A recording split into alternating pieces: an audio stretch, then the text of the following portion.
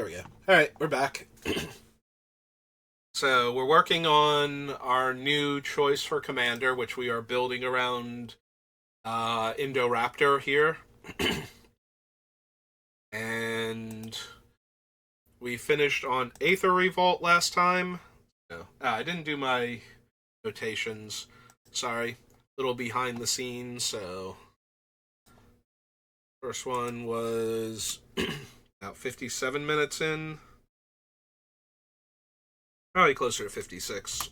Um, and we stopped at Aether Revolt after spending a lot of time going over which one we were going to actually use.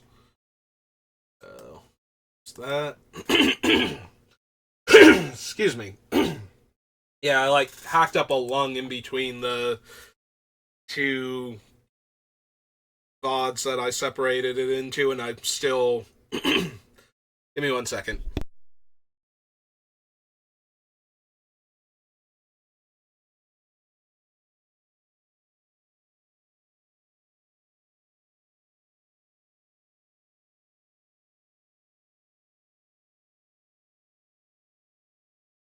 All right, we're back.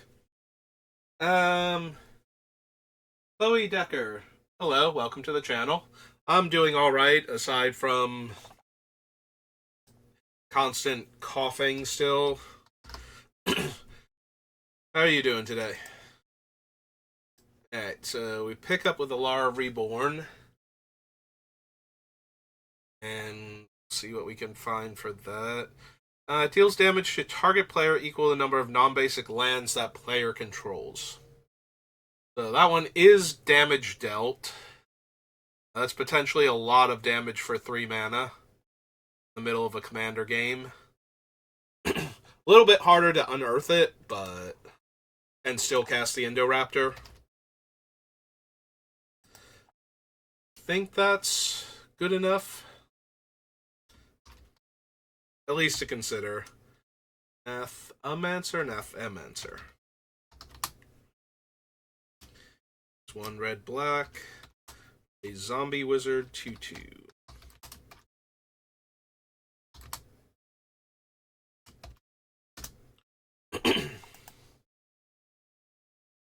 Let's see.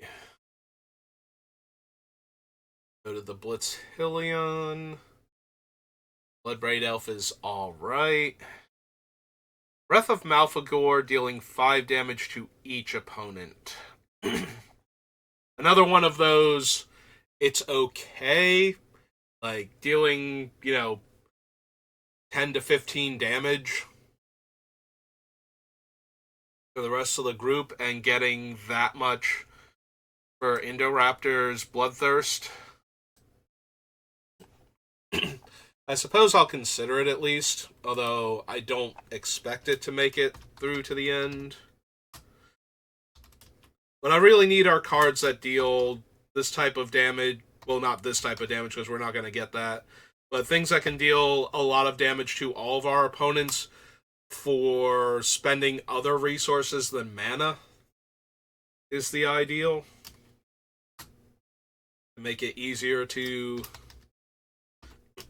cast the Indoraptor in the same turn that we trigger it. 3 damage to target creature with flying now. Whenever another creature dies, put a 1/1 counter on Deathbringer. Remove a counter. It deals 1 damage to any target. Sacrifices a mono-colored creature now.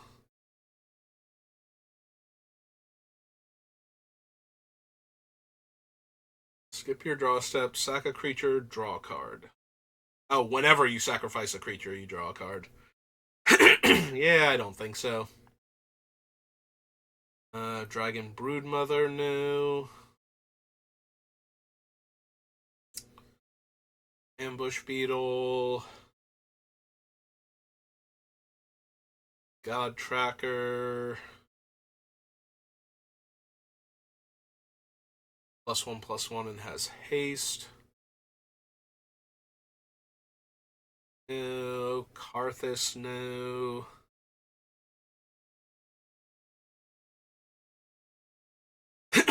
Yeah, Lavalanche is awfully hard to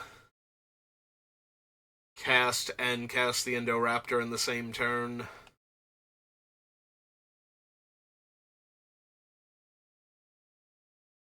Deals damage equal to the number of charge counters on it to each opponent. Unfortunately, we would need to give the Indoraptor haste to take advantage of that, so...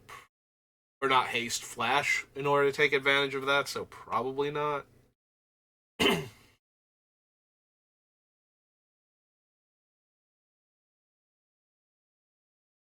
Oh, Mage Slayer, you're funny, but don't think so. Like, as much as I'm trying to get the Indoraptor nice and huge so that it can trigger, so that when it triggers, it kills the opponent, that's not actually adding to its power, it's just letting it deal damage equal to its power when it attacks also.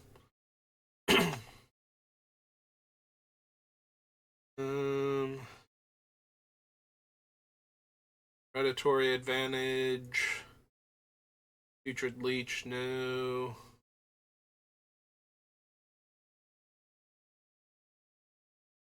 Deals a card at random from their hand, then loses life. No, we don't want life loss. Indoraptor's base power is 3, so that doesn't work. Terminate, no. Thought Hemorrhage. No. Viridian Renegades.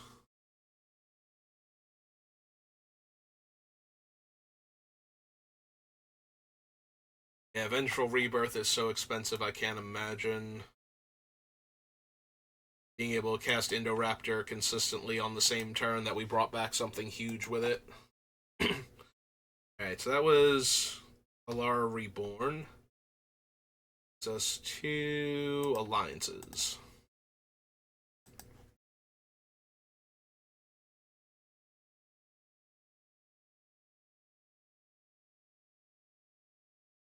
Nope. Nope.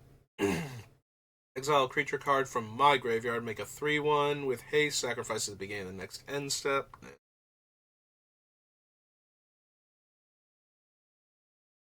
Trading Post. Block that gets +4/+0 and gains trample.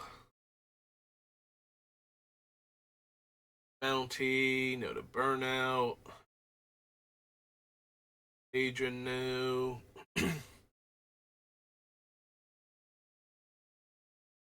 Death Spark. In my upkeep deals X damage to target opponent previously dealt damage, where X is the number of infection counters on it. That still requires making the diseased vermin unblockable repeatedly in order to get enough infection counters on it, or proliferating them once it has a counter on it. I don't think either of those are highly likely to occur. Like, it does have some combo potential if we're proliferating counters with the Indoraptor, but we mostly want to get all of the counters on him at once, not build him up over time.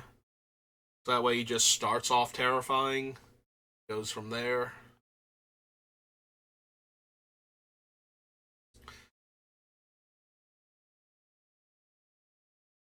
Need Mox Monkey. Asa, no. Shiny Target, no.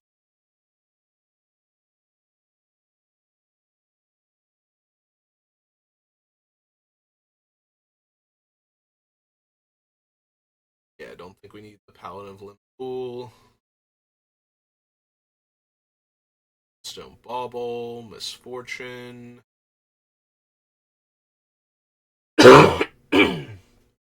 Excuse me. Sacrifices an island or blue permanent, puts a swamp or black permanent onto the battlefield. Yeah, no.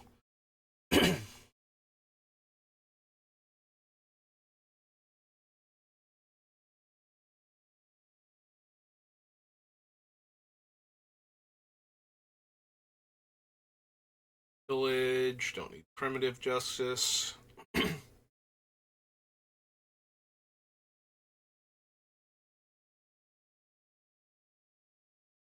Isis no.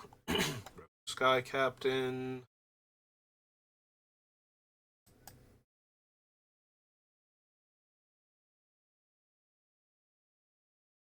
Digger no. Sentry no. Spy. Trample and plus X, where X is that creature's mana value. Nope. Tornado. Undergrowth.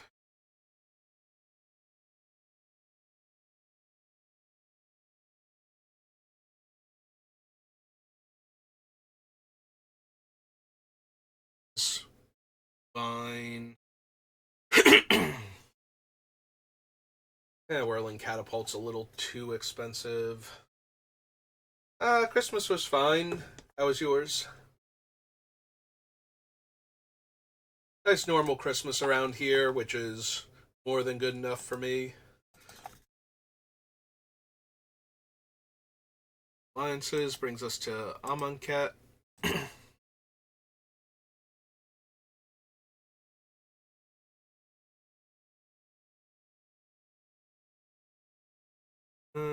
As it attacks, exert it. No. Archfiend, no. Comet. Discard and draw. Grandor Enchantment, rest in the graveyard, no. Golly, Blighted Bat.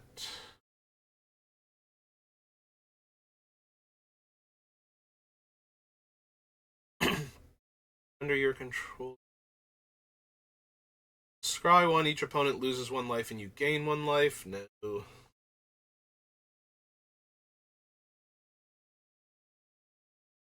Slough, maybe.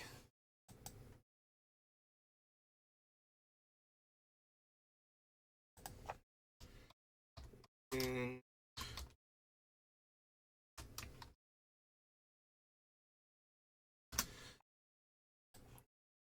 That one in like Sheltered Thicket or something, or Sheltered Grove. Black Cartouche, no. Green Cartouche, meh. Red Cartouche, no. Back when you do, you may put a creature card from your hand onto the battlefield. No.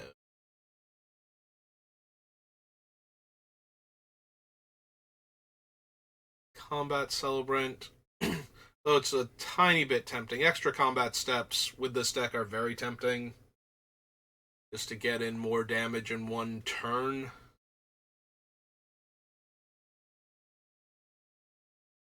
To a creature. 7 damage to a creature.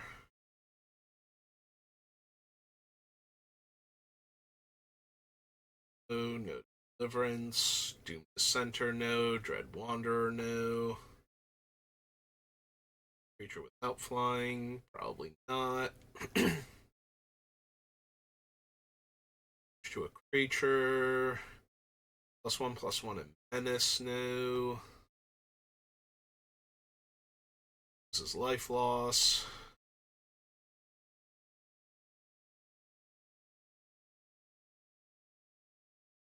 +1/+0 until end of turn, probably not. Fling, don't think so. Spider, Gift of Paradise, Glorious End, Glorybringer.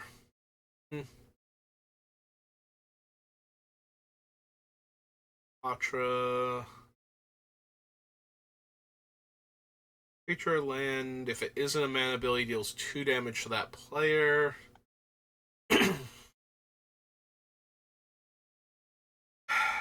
So Hazaret can discard a card to deal 2 damage to each opponent, but that still costs 3 mana.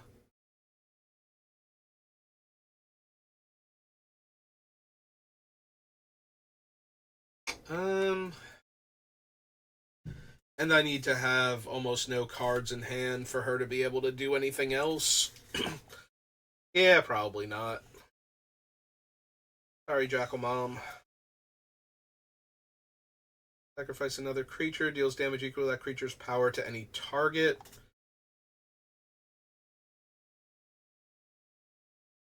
I think so.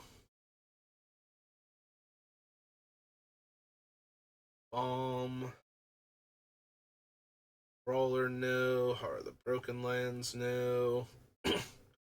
2 damage to target creature and 2 damage to target player or planeswalker. Damage can't be prevented this turn. If a source you control would deal damage this turn, it deals double that damage instead.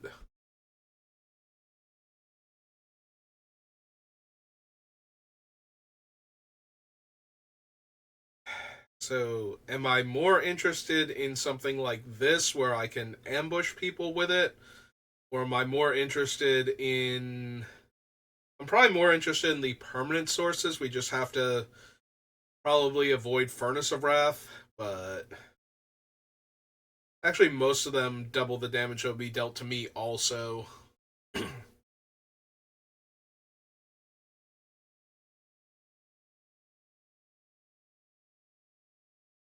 So we're mostly looking at things like City on Fire and Fire Emancipation. Increase the damage dealt to the opponents so that the Indoraptor comes down bigger.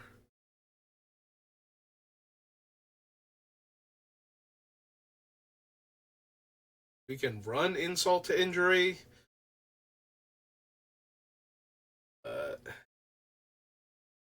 I think that's quite good enough. It is interesting, though, that it gets around damage prevention, so things like the One Ring and Teferi's protection. I think I'd have to check the wording on them, but I think they both give you protection from everything. So the fact that damage can't be prevented might be relevant. I guess we can add it to the list, and if we wind up not using it, that's fine. Assault, injury, and they're both red and 2 for sorceries. 2 red sorcery. 2 red sorcery.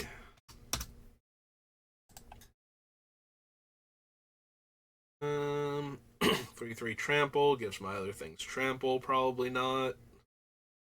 Creature makes it a zombie and destroy all non-zombies. Don't think so.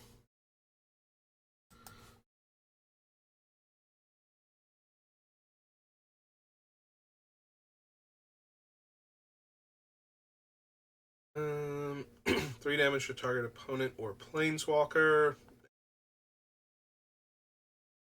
Block.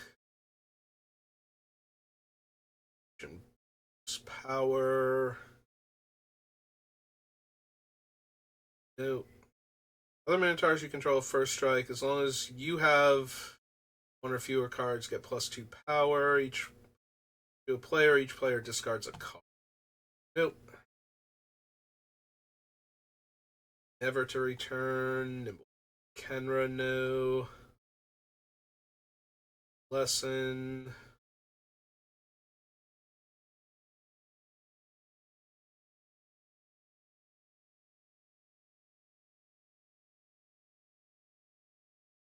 Howling Serpapard.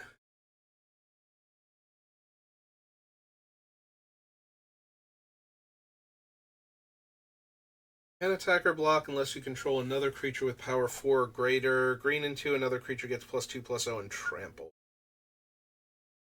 Yeah, it's probably good enough. Between the mana investment. Alright, there's Sheltered Thicket, so we'll add that to the list. And Sheltered Thicket.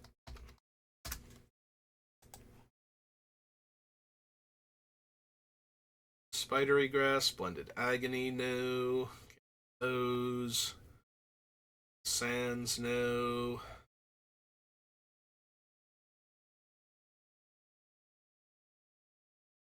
Think I need Sweltering Suns. As far as dealing damage to all creatures, I either want to deal a lot more than that or a lot less all at once. It's life loss, and it's also at the end of the turn.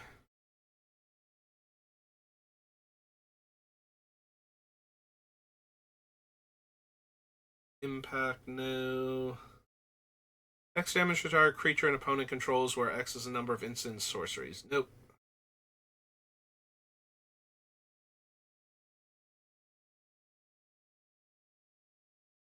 Alright, so that was Amonkhet.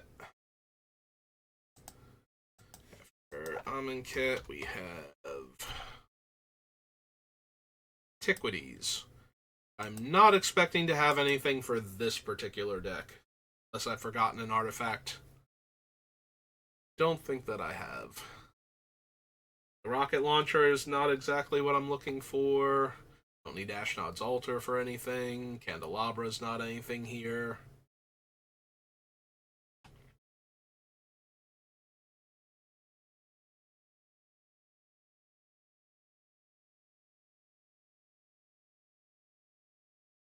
Oh. Filex. In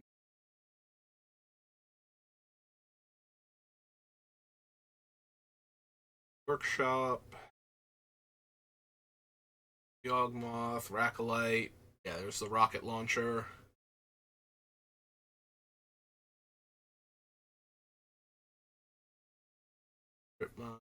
Skillion.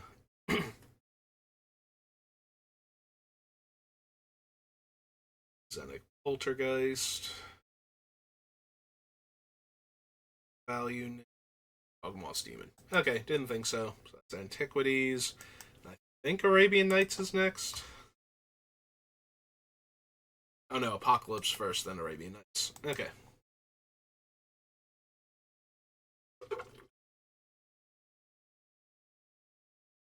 This is the last of my soda. Okay, though, I got my order here too. Alright, so Jun colors, so black green maybe, but none of the other multicolored stuff. Bloodfire Colossus. So 1 red mana and sacrifice it, deals 6 damage to each creature and each player.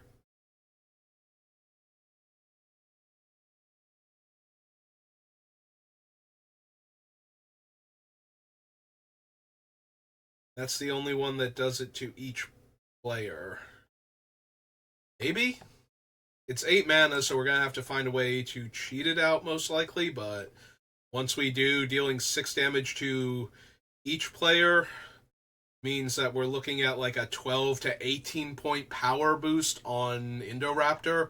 Also, if Indoraptor is already in play and indestructible, dealing 6 damage to him while dealing 6 damage to our opponents and their creatures might mean that they don't have anything, or their only things are like, you know, actual good quality creatures they don't want to lose. So this is Apocalypse. This is Bloodfire Colossus.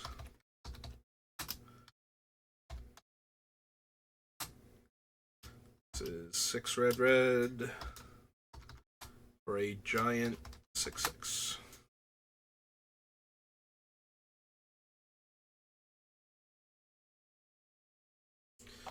Okay. Yeah, the Bloodfire Infusion only lets it deal with to creatures rather, not players. Yeah, it's really weird that he can hit players, but the other ones can't. Life and Death. Probably not.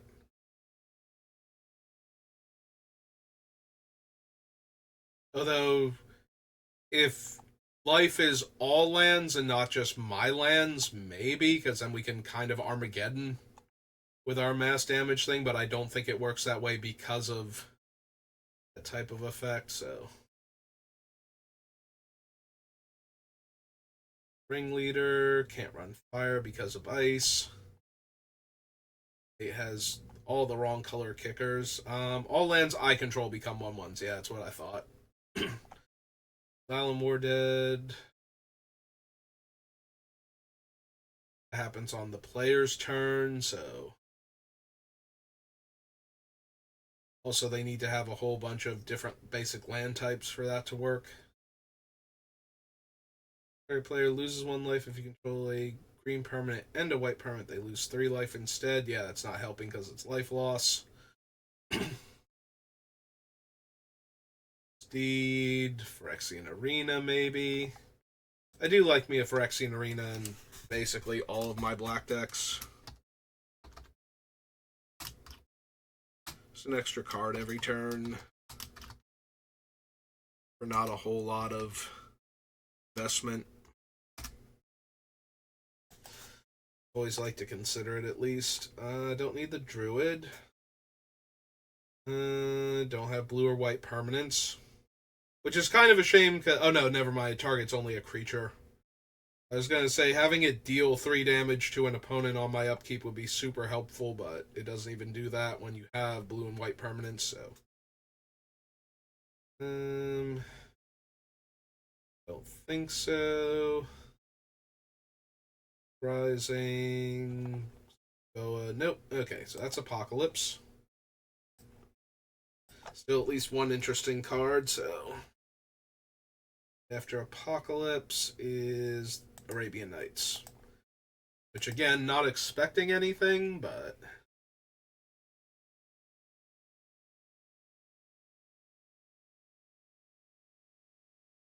Need Aladdin. Or the Lamp. Pyro, no. Bazaar Baghdad, no. Brass.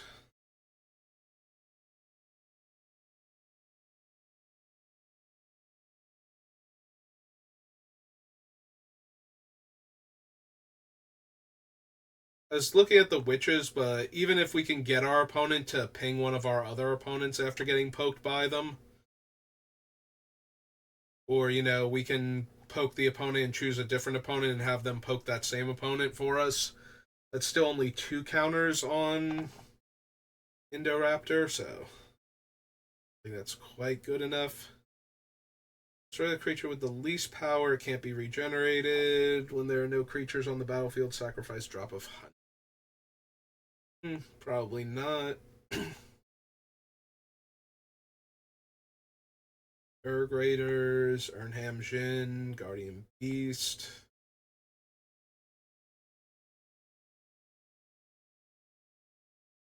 Deals 1 damage to each creature with flying and each player. Any player may activate this ability.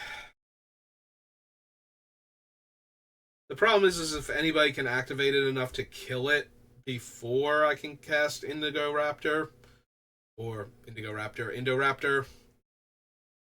they can untap and do it before it gets back to my turn, that kind of doesn't help. Also, I have to have enough mana to be able to activate this a whole bunch of times and still cast the Raptor, which is not impossible, but when we're factoring in the other things that have to go right.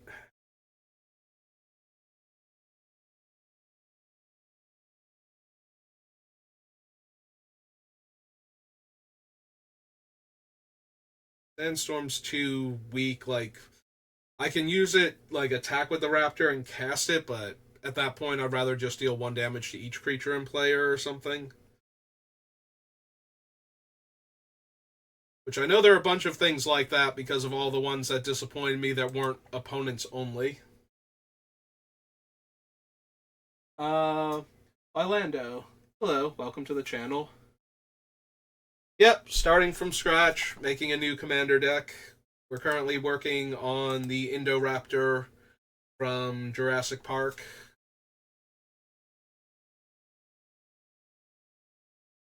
So, oops.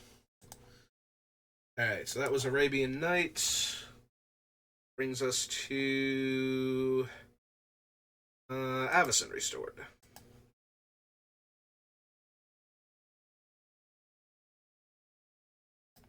Well, if you have any questions or want any help with anything, let me know. I'll be more than happy to do what I can for you. I've been playing Magic for forever, so basically almost since the game started. I started about almost a year after the game came out, roughly, so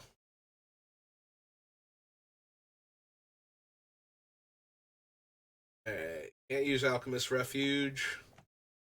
Give the Indoraptor Flash. 1 damage to each creature target player controls. Each creature dealt damage this way attacks this turn if able. No. Looking for owner's hand. No. No. Water and Blood. It's Vigilance. No. 4 counters and has Miracle. Blood Artist is Life Loss. Yeah, it's roughly, we've been doing the 30th anniversary for over a year now, so yeah, it came out in 1993, I believe, and I started playing in 1994, like middle to late 94, so the game was roughly a year old when I started playing. I came in with Revised and Fallen Empires. Deals X damage to target player or planeswalker and each creature that player controls. So, red and X.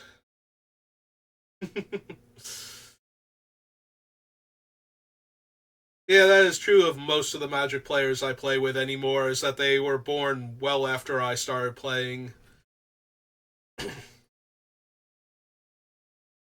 Yeah, I got into it.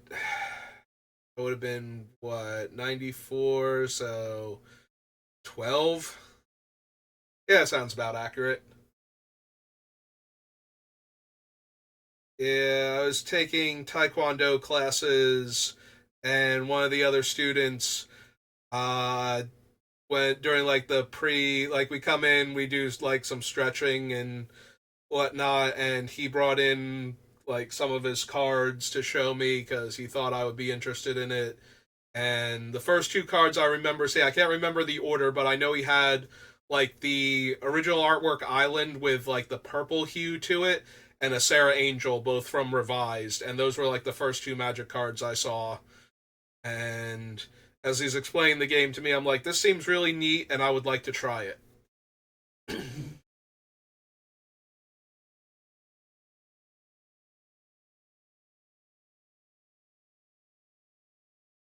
I think we consider Bonfire, even though it's kind of hard to cast the Raptor in the same turn. We'll be able to decide if we would rather cast the Raptor after dealing the X damage, or if we just need to kill a bunch of stuff from one player. So,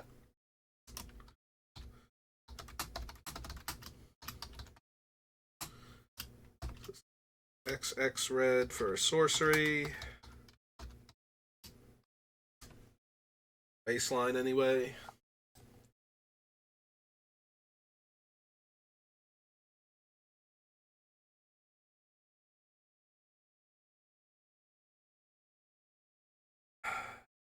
Burn at the stake. So that's 5 mana investment.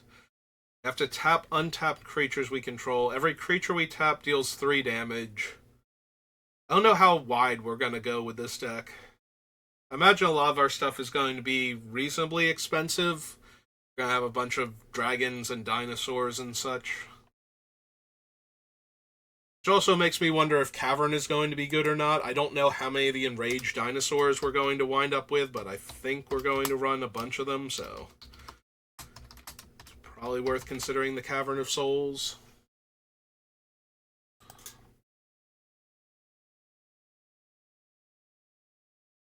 Don't need Champion of Lambolt. Yeah, I don't think I'm going wide enough for Crater Hoof. Sorry, Hoof. I think this is your deck. If we do wind up going wide, we can always come back and add him in.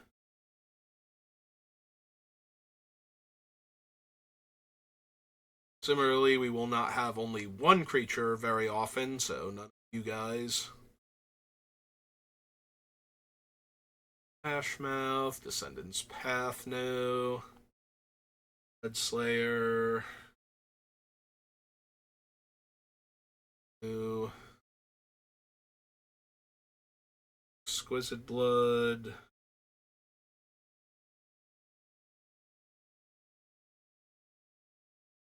Exterminator. Gang of Devils. Can't run Gristlebrand.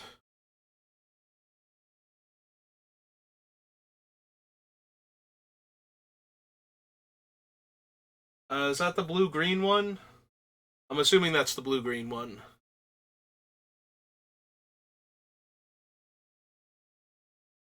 Okay.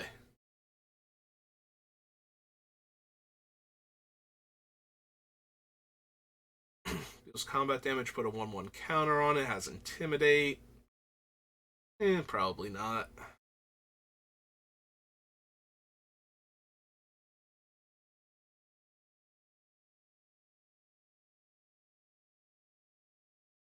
Yeah, it's kind of difficult. A lot of the ways you can practice online involve you having to essentially buy the deck again online to do it. Like Magic Online has options, and it's a little clunky with multiplayer. The other ways to play online, I want to say the name of it is Spell Table, but you would need like a webcam that you can aim at your play area for that. Because that's what they do with it, is they basically point the camera at their play area and put all the cards where the other players can see them on the webcam. So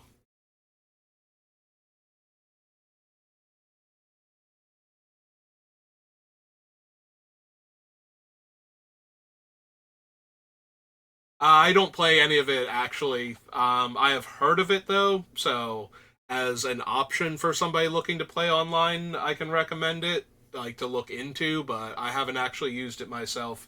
I play almost exclusively in person for things like Commander, and for drafting, I usually just use Arena when I'm not playing in paper.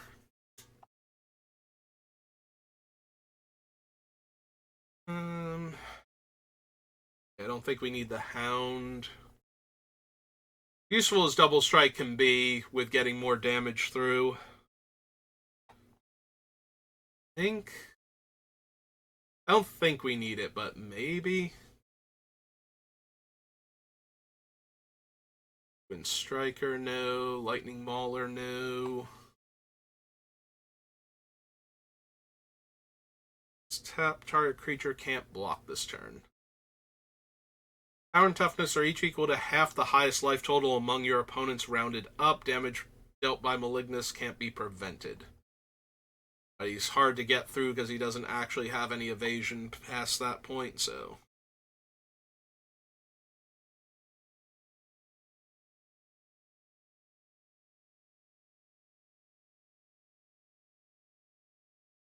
Yeah, drafting is each player gets 3 packs. You sit down, each player opens one of their packs, picks a card out of it with the intent that they'll be using it for their deck, most likely. Um, Places it down in front of them, then passes to the player on their left, takes the pack from the player on their right, and you continue passing in that way until that pack is completely gone. You always have to take at least, well, it's you always take 1 card from each pack, except for some of the formats where you take 2 cards from each pack, but that's mostly like the commander themed ones. Um, then pack 2, you open it up, you take 1 card, pass to the right, and receive packs from the players to the left until that pack is depleted. And then the third pack goes back to the left. Then you take all the cards you drafted plus some lands from outside the draft, like basic lands, and you build a 40 card deck. So usually about 23 spells and 17 land is the default, with some wiggle room for like 1 extra land in some environments or 1 less land for more aggressive decks that have lower curves. Um, and then you play best of 3 matches against opponents. In usually, if there's like 8 players, it's a 3 round event, and then there are prize packs for the event normally, depending on like how they want to price it out and everything. There are places that will do just pay for the 3 packs and you draft and you play for fun, but most of the time they charge an entry fee to cover the cost of giving out some amount of packs as prizes. So, playing constructed, when you're trying to build the deck. There's a lot higher initial investment to that. If you're trying to if you don't want to just buy like a pre-constructed deck and play with that, it tends to be very expensive to put your deck together once it's built. You usually don't have to spend that much to maintain it, like to swap out cards depending on the formats and whatnot. Like Commander is an eternal format, so unless you want new cards for it, you don't have to spend any money past that. So in that regard, Draft can be very expensive, but Draft is also one of my preferred ways to get new cards for the set. Both because you can potentially open the cards you're looking for while drafting, and if you draft well, you get the prize packs at the end of it also. It's also my favorite format to play in because it's less about what you own and more about your skill at the game. Uh, Makes it easier or harder to win. Obviously, you can open something really powerful and have a bit of an advantage over a player that has more skill than you, but for the most part, the most skilled players tend to win the drafts more often than not. So it is very much it's both a skill issue and it's has a lot more variance to it. Like you don't know what you're going to be playing when you sit down. Whereas if you build the deck, oh come on, that's not even kind of you're really reaching right now, Automod.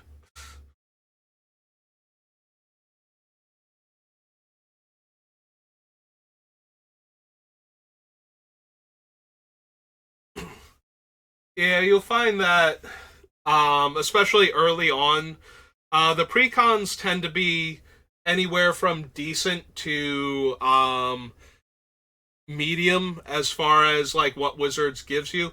Um, it saw the word "his deck is hard," decided that was close enough to being a crude statement, and like the auto mod held it up for a second. I'm just like, come on, auto mod. Like I can understand when somebody actually says something like that, or if they misspell the word, and I know what they meant.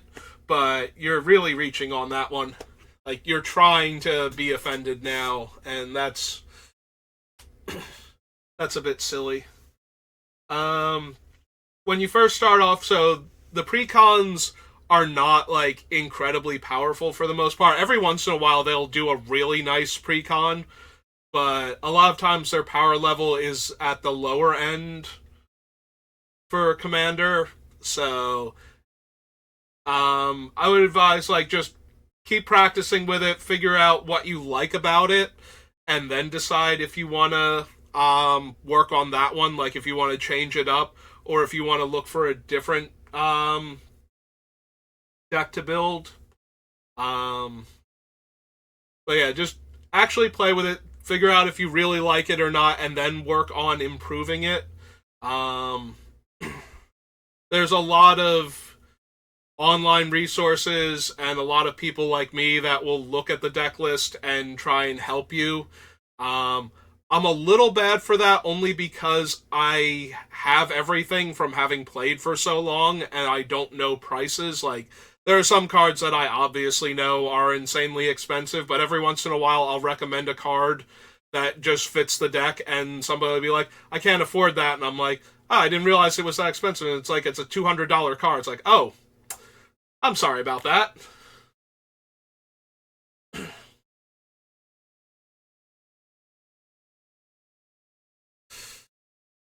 Yeah, sometimes I get surprised by things that I forget are both old enough and rare enough, and people actually care about them, or they're on the reserve list or something. Um, I have literally at least one copy of every tournament legal card ever printed, except for about, I want to say, I'm missing like a bunch of the Jurassic Park cards right now because I did not get a lot of set boosters for this set, and I haven't been able to do as many drafts as I wanted to because the place I play at gives away set boosters as the prize packs. So missing a bunch of the Jurassic Park cards, and I'm missing like two mythics from Lost Caverns of Ixalan, and then I'll be caught up again until Murders at Karlov Manor comes out. Yeah, I'm missing um, the new Galta, and I'm missing. I think I'm actually still missing Aklazatz. I thought I had him, but it turns out I had another copy of his Bloodletter instead. And in my head, I got like the alternate artwork Bloodletter, and I just looked at it and went, oh, I got Aklazatz, cool. And so it turns out I did not get Aklazatz. And I don't think I've gotten him since then. I haven't checked in a while. It's been a little bit. Yeah, there's a lot of magic cards. And then there's a lot of variants of magic cards. So, yeah, I have quite a lot. I've been converting them from binders into 5,000 count boxes because the binder piles were so tall and unwieldy that there was genuine concern I might get killed by them falling on me, type of thing. So I've been converting them into 5,000 count boxes to make it both easier to store them and easier to go through them when I'm building a deck. Oh, thank you for the follow. So, so yeah, it's been a thing. I'm up to, I want to say, Dragons of Tarkir right now is from putting them away, starting from original sets. The only things I'm leaving in the binders are the foils, the original core set, so cards from that first appeared in Alpha Beta Unlimited. Most of them are not from Alpha Beta Unlimited, aside from like the ones that didn't get reprinted in any of the other sets. Like I don't have like Alpha or Beta of any of like Birds of Paradise or Armageddon or Sarah Angel or any of those. Um, but I do have like my Ancestral Recalls Beta, my Moxen and Lotus and Walk and Twister are all unlimited. All the other cards that didn't get reprinted, like Time Vault and Word of Command, Two-Headed Giant, all of those are unlimited. So, oh, I do try my best. I appreciate that. Yeah, the only beta card I have, I think, is my Ancestral. Like, I don't think I have any other beta cards, and I have like a couple of very random alpha cards. Like I have Dark Ritual. I think I have an alpha channel actually, and um, I think Copper Tablet is like one of my other alpha cards, or Black Vice, one of the artifacts. And then yeah, I have some like beta basic lands in my collection, and the rest of it is all unlimited or later printings like revised and fourth edition for anything that got reprinted after unlimited. So mm, probably don't need Reforge the Soul in this deck. I don't need to give the opponents a fresh hand.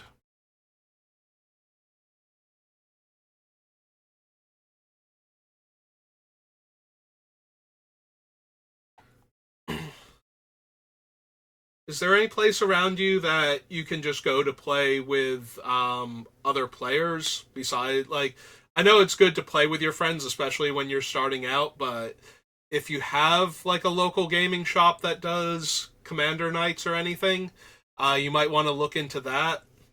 Um, just to get more play experience in. Um, it can vary a lot depending on the place that you're playing at, but for the most part, whenever I've gone into somewhere, there's usually a handful of people that are like actually friendly and interested in helping newer players. So,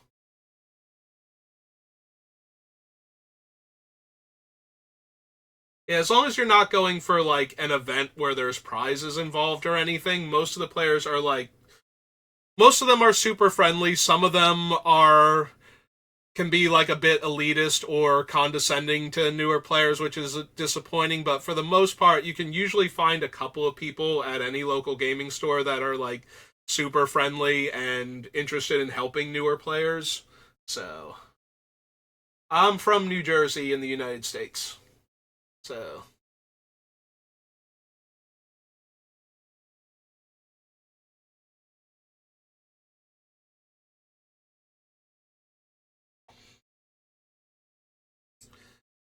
yeah, a lot of times, like even some of the more like elitist players can still be like friendly or helpful. Um, but they do tend to like, no, I'm going to play this mean spirited deck that's going to crush any new player that sits down because I just like playing this deck and I came here to play with the decks I have fun with. But for the most part, you can usually find somebody that is going to be super helpful among their crowd. So also, it's a good place to just talk to people about Magic and get to learn more stuff about it. Because Magic players love to talk about Magic and show off how much they know about the game. So you can always find people that are willing to talk about it, at least at local gaming stores.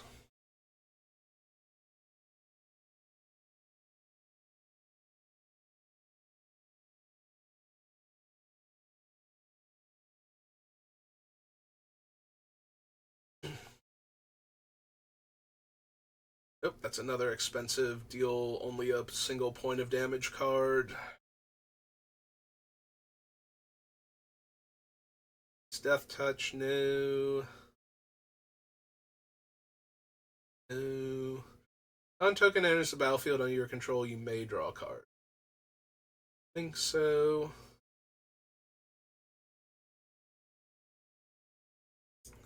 Ones, no. Thunderbolt, no.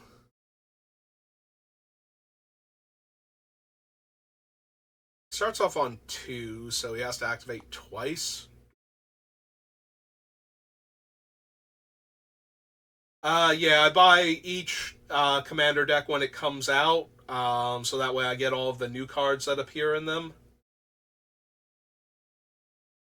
I usually don't play with the precons. I usually build my own decks. I haven't built an explore centric commander yet.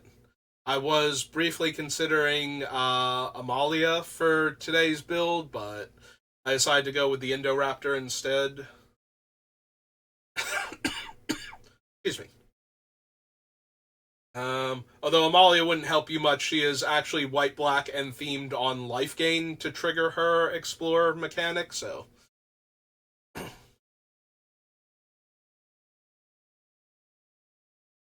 Yeah, she doesn't fit into the blue green explore deck at all.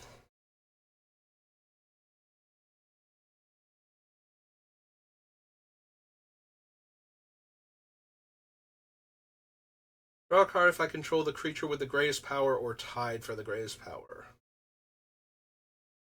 Maybe.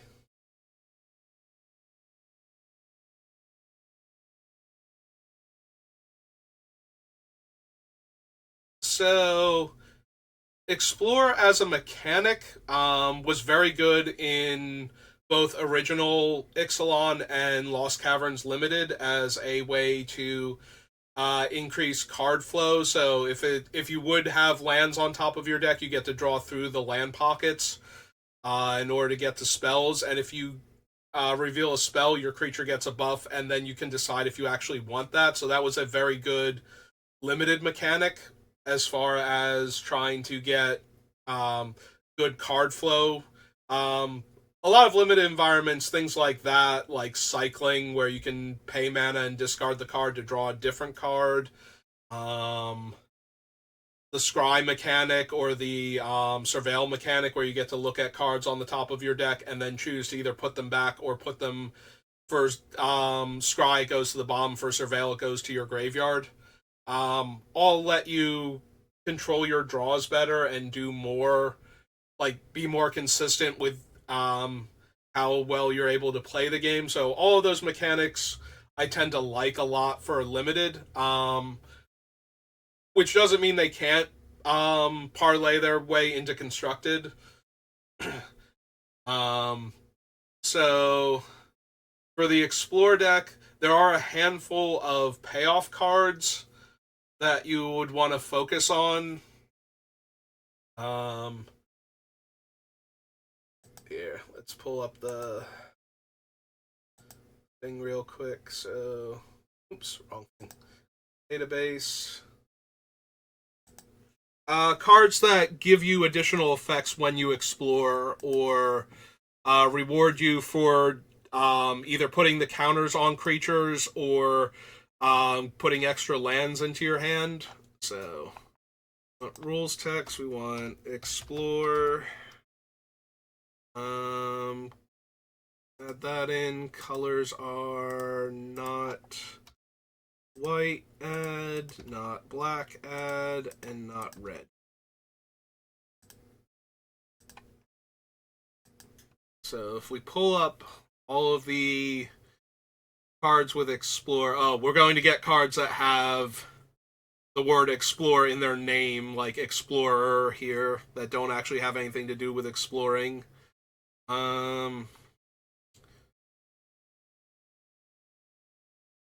Let's see. Explorers. Creature you can play an additional land.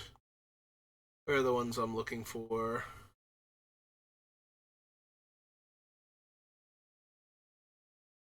Light Ranger, Splunker, Branchwalker.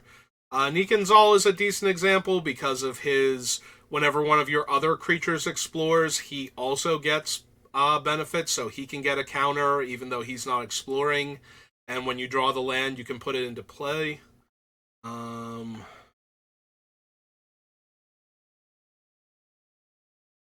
wonder if they're worded differently because I'm not. Oh, there he is.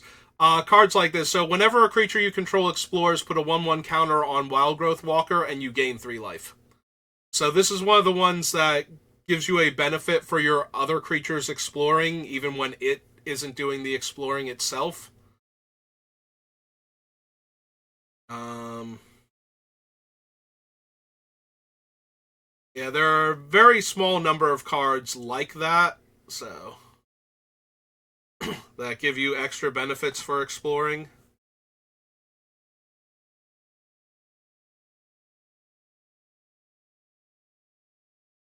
Yeah, I think it's mostly him and Nikonzal are like the two main ones in blue green. There is one in black that diminishes your opponent's creatures.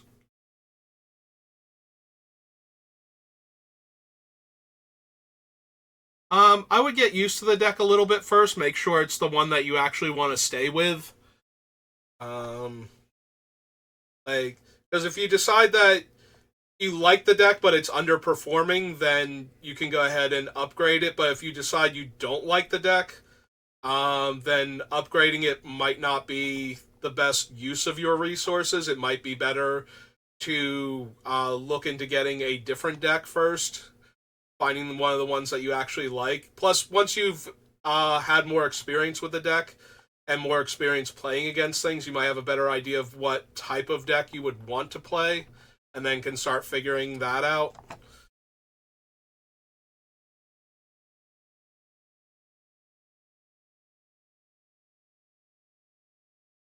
There are tons of cards that can pay you off for putting counters on your guys. If we go back, get rid of that. The rules text encounters.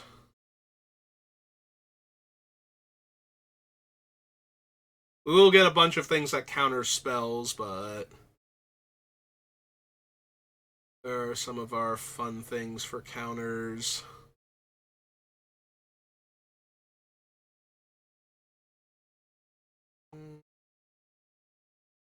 Hell, Aether Whale, Ageless Entity.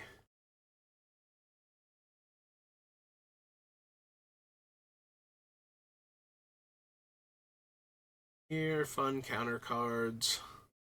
So There's a whole host of creatures from Dissension, which is from the original Ravnica set, the very first Ravnica block, that let you move 1/1 counters off of them onto other creatures and then have abilities like this one can give a creature with a 1/1 counter on it reach until end of turn. There are a whole bunch of ones like that, and there are ones from Return to Ravnica, I believe, that either Return to Ravnica or Guilds of Ravnica, so either the second or third Ravnica block, that just give abilities to all creatures you control with +1/+1 counters on them without any activation cost. All the Arcbounds. Let's see what else we can find.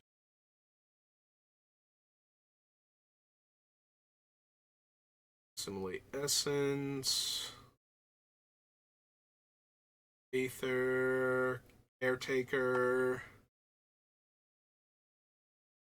They're all putting counters on things. You also have a lot of cards like Benevolent Hydra here, so if one or more 1/1 counters would be put on another creature you control, that many plus an additional 1/1 counter are put on it instead, so they can increase the number of 1/1 counters you get for every card that puts counters on your thing. So when you explore, if you reveal a non-land card, instead of getting one counter, you would get two while the Benevolent Hydra's in play. There are a bunch of other cards with similar effects to that. Um, Cards like Hardened Scales and some of the more... Like, Hardened Scales is like the mid-range price tag. Some of them are more expensive, like Doubling Season. Okay. Yeah, I don't know which ones actually came in the deck. There's usually a handful of them, but I'm never sure which ones specifically Wizards puts in. So... Oh yeah, so many cards that care about 1/1 counters and counters in general. Here we go. There's Branching Evolution. Oh, Branching Evolution is from the Lost Caverns of Ixalan deck, so you would have that one. All right, so Branching Evolution is another one. Um, Pupil, Cachet Defense, Strong Arm, Carrying Call, Alice, no. Channeler, no. Ghost Chrome Shark, Ghost Seed Shark, whatever its name is. Uh,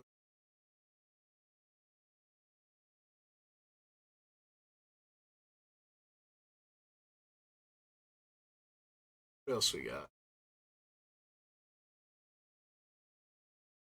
Sorks 3, no. Part of Garenbrig.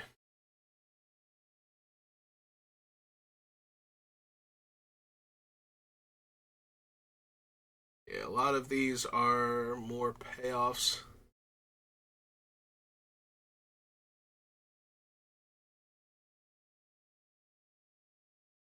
Yeah, it's another more of a payoff card.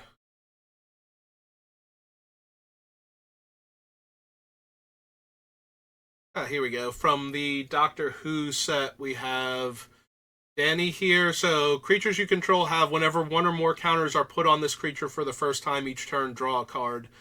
And he also has Mentor, which is if it attacks, you can put a +1/+1 counter on another attacking creature you control that has less power than him.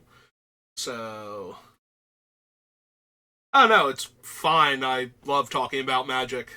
So, if I desperately needed to focus on the deck, I would be focusing on the deck first and then finishing that up and then helping you out with this, but no, this is fine. Decree, Green Decree, one of the Fractal Makers. What else we got? Here's some of the other good payoff cards for Yeah, this is the Doomsday one. This is one of the more expensive cards that you will find for this deck. It is at a little bit lower of a price, but I think it's still in like the $40 range since it did just get reprinted in Wilds of Eldraine. But this is doubling season.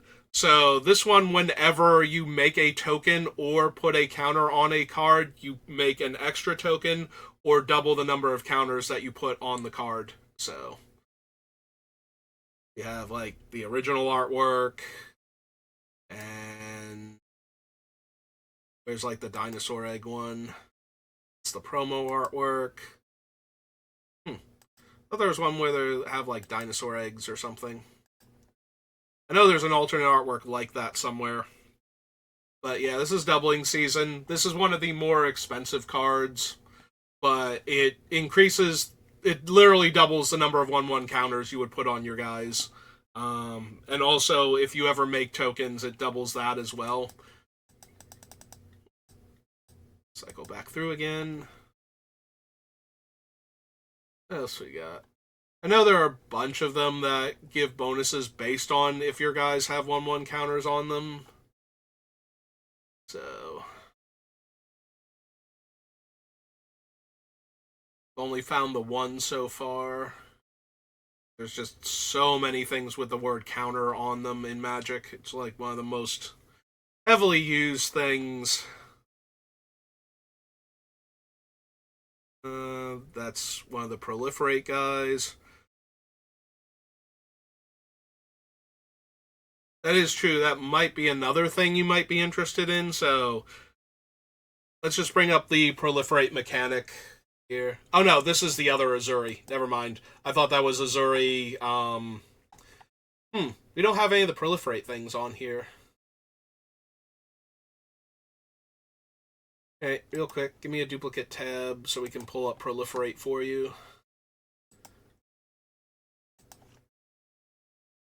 Counters, rules text, add, proliferate.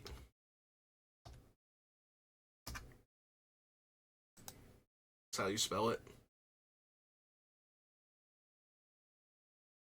Nope, I spelled it wrong.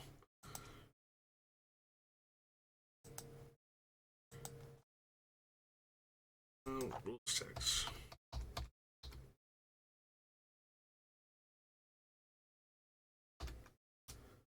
Alright.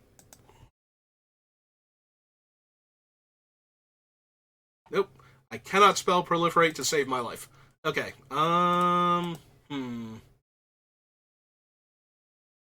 like Karn's Bastion? Yeah.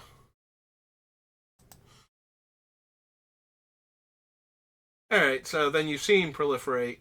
Ah, is that what I'm doing wrong? Okay, so there are a lot of other cards with proliferate. One of the better ones is Inexorable Tide. Pull up Inexorable Tide. Whenever you cast a spell, you can proliferate, so that gives you an extra 1/1 counter on each of your guys that has 1/1 counters every time you cast a spell.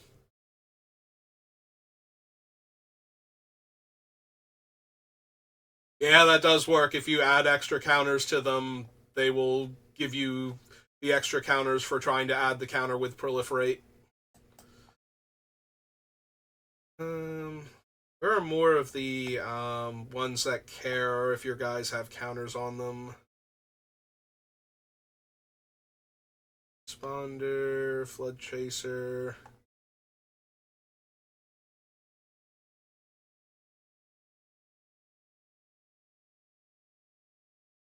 There's so many of them.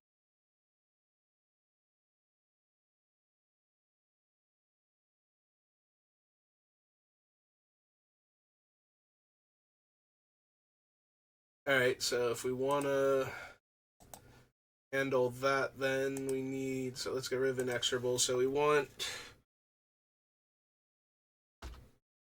Add counter, and we want to add Trample. That should give us cards that have both of them at the same time. Um, Imperiosaur. Won't evolve, not quite. Bioessence Hydra. Type Taker. Where are Trample Givers?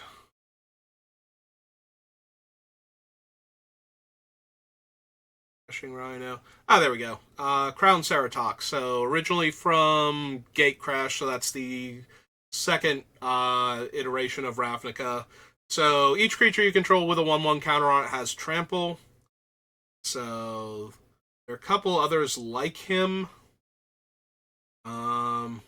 To get around your opponent having like little creatures to block with by just giving all of your creatures with counters on them Trample.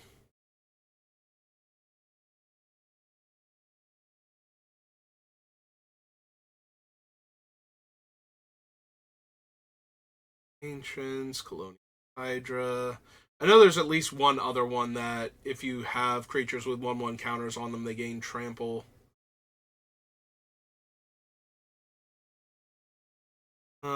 Where's what's her name? She definitely has that game text. I'm trying to think what her name is now. Zagana? Infect. Trample. Without having counters on it. Rolisk. Slowgurk.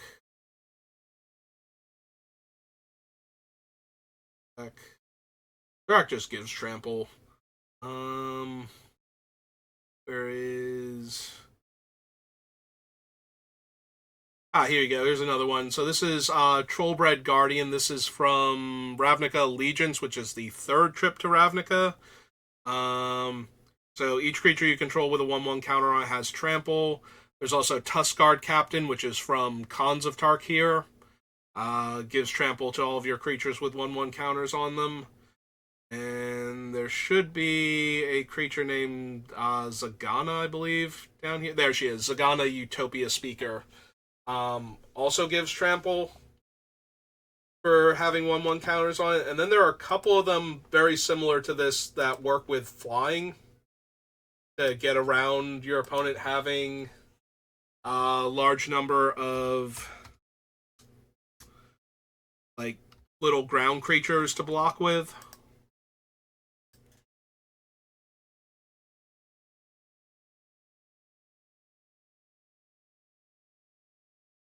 Let's see. There should be like 2 or 3 of them also. That's the one that gives reach.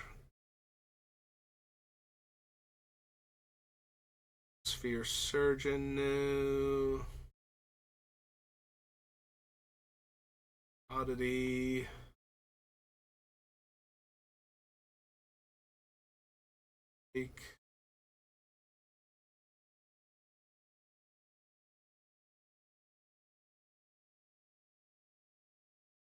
Sire. Where are you guys? I know you exist.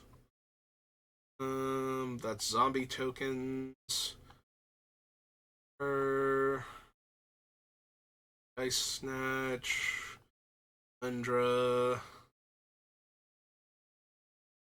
There's one of them. The Helium Squirter gives a creature with a 1/1 counter on it flying.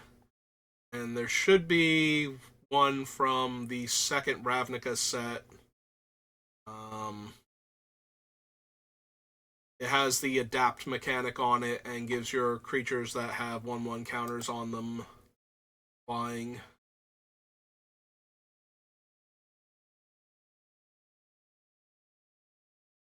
Eve is around somewhere.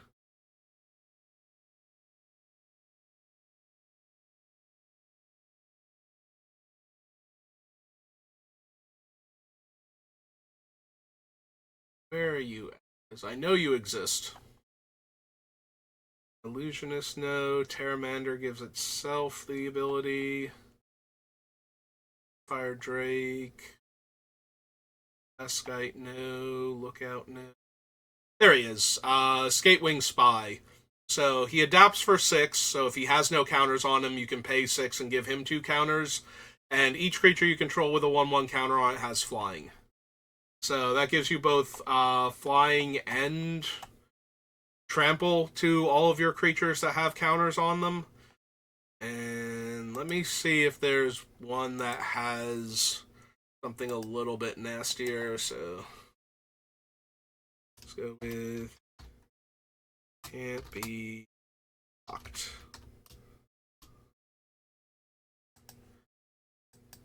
I feel like there's one that does this, and I can't remember what it is.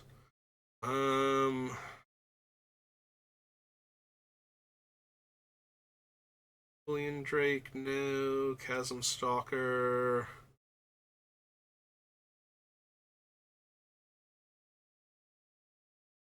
No. Creature tokens can't be blocked.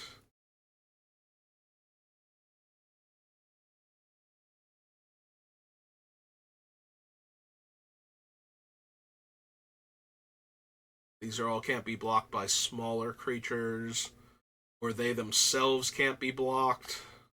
Ah, there he is. Herald of Secret Streams. Oh, wait, no, he should be in your deck. Yep, Lost Caverns of Ixalan Commander, so he's got to be in the Merfolk deck. Creatures with 1/1 counters on them can't be blocked. So that should give you enough different evasion on your creatures. So that way you can get through the opponent having a large number of little blockers in your way.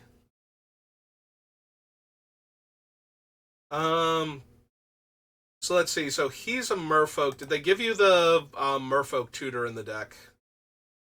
We take that off. We take that off. Actually, there are 2 Merfolk tutors. So let's see. They are. Oh no! Wait, one of them's green, so you should still be able to run it. Search your deck for a Merfolk.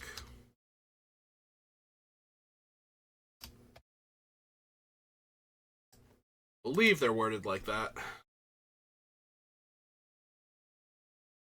No, they're not.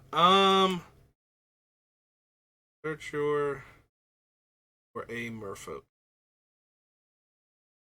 I don't know what the wording on them is then. Here, real quick. Go back. Far back.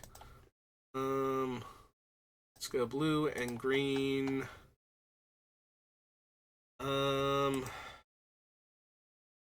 One of them is a Herald,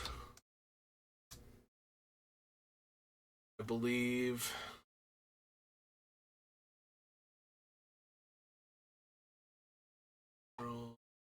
Secret Streams.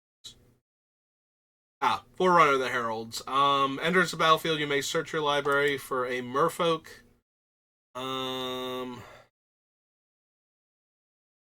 Have the other versions of it. Are there no other versions of it? Looks like there's only the one printing. So yeah, that wouldn't be in your deck then. So searches your library for a Merfolk. You may reveal it and shuffle and put it on top of your deck. Whenever another Merfolk enters the battlefield under your control, you can put a 1/1 counter on this guy. Are they called Harbingers then? Might be Harbinger from Lorwyn. Fairy Harbinger, Marrow Harbinger. So originally from Lorwyn.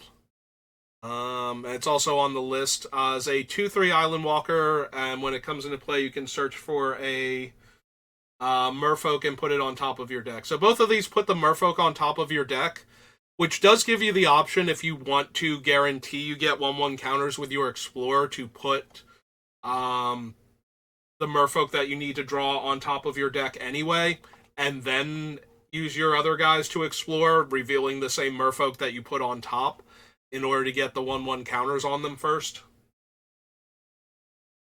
So there is that option.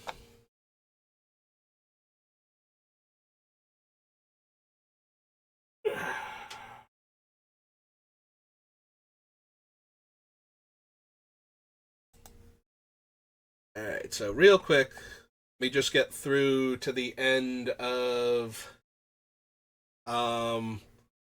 Avison here because I want to make sure I at least finish her off before I move on to anything else, because target creature you control fights another target creature.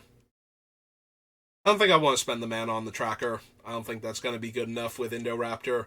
I'm definitely interested in some amount of fight cards to trigger the Indoraptor that way, but I don't think that's one of them. As useful as reusable effects are, I don't think that's the one I'm looking for.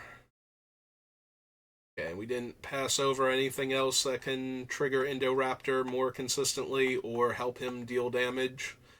Because I don't think we actually did skip over anything. The Scalding Devils wasn't good enough. Of Ruin, Reforge the Soul, probably not going in. Okay. I'm glad I could help you. Unfortunately, it's getting close to time for me to get ready for work, so I just wanted to make sure I was done with Avison Restored, so we can put that as our stopping point, but that's going to do it for me for today, so thank you all for watching. Thank you to Orlando for stopping by and chatting about your new experiences with Magic and letting me do my best to help out. And thank you to Chloe for stopping by and talking to us for a little bit. And I will see you all next time. Have a good rest of your day.